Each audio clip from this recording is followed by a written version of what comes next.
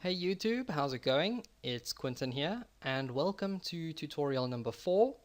And in this tutorial we are going to take a look at how to bold and italicize text in HTML, and we're also going to take a look at comments and the horizontal rule.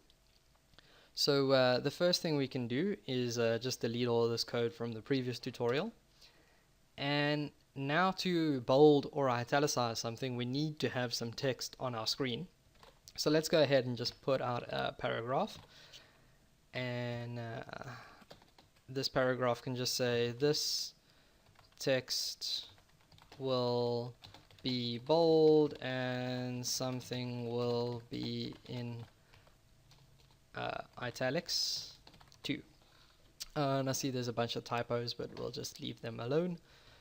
Okay, so if I run this in Firefox now, I'll get a paragraph printed on the screen, but you guys already know that, so I'm not even going to waste my time showing you. So let's go ahead and bold something first. Okay, so let's say I wanted the word bold to be displayed in bold, like in bold print. Then I'd go ahead and I'd start off a strong tag. Okay, so strong in HTML means bold, and that means, okay, we're going to start bolding everything from this tag until we get to an ending strong tag. So let's go ahead and end this off over here. And now when we refresh this in Firefox, we should get just this word bold in bold print. So let's go ahead and save that, run in Firefox. And as you can see, this text will be bold. So bold is actually bolded and everything else is normal. And if we want to bold something else, we could go ahead and just put in the strong tag over there and end it off over here. Don't forget the closing slash. So go ahead and save this now. And when we refresh, now just this text has been bolded. So that's cool. Let's take a look at how to actually emphasize something or put it in italics. Okay, and I actually just gave you a hint at what the tag is. So we'll emphasize these two words, italics too. Okay, so to put something in italics, you're going to go ahead and type in the tag em and then ending em where you would like it to stop. Okay, so this means that the word italics and to are going to be italicized. So if we go ahead and we save this now, come back to Firefox and click refresh, we now have the words italics to being italicized. So that's cool. Now the next thing I said I wanted to talk to you guys about was the horizontal rule. So let's say I had two completely separate paragraphs. Let's go ahead and make one.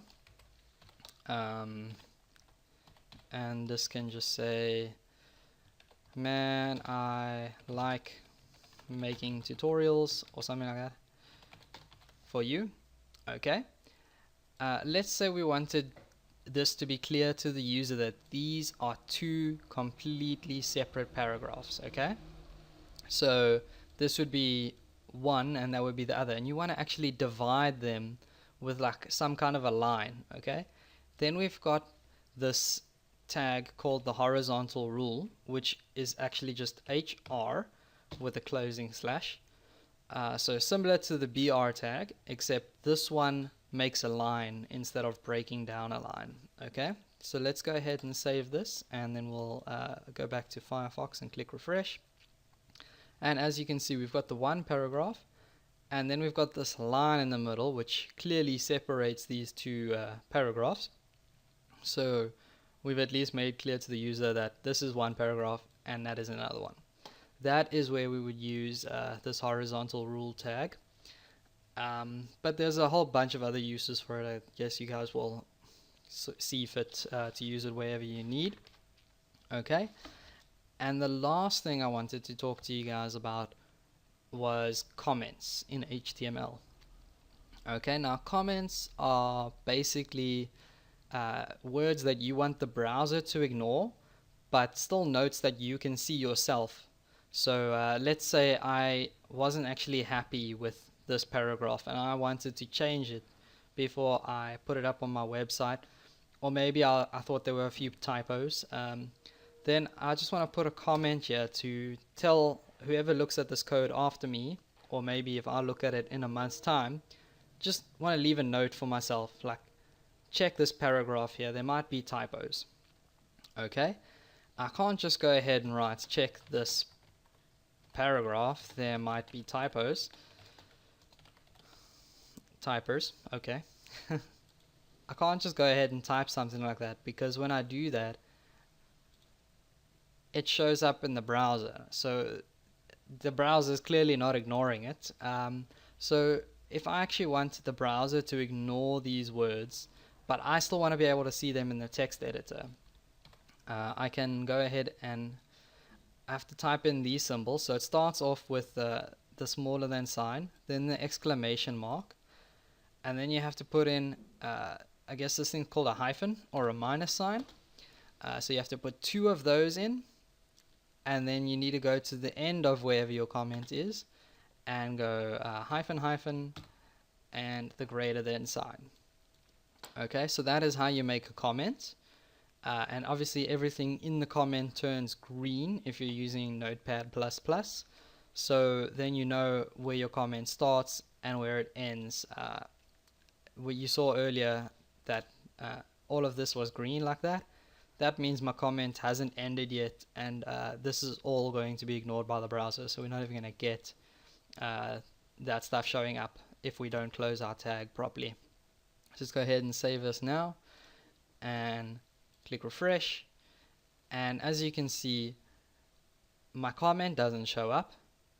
It was right here, so that's not showing up anymore, but I can still see it here in Notepad++, so I know, okay, I need to check this paragraph, there could be some typos. So that's why comments are useful. Okay, so that's actually all I have for you guys in this video. Thank you very much for watching. Don't forget to subscribe. Please feel free to leave a comment, like, or share the video. It's really going to help my channel grow, and I'll see you guys next time.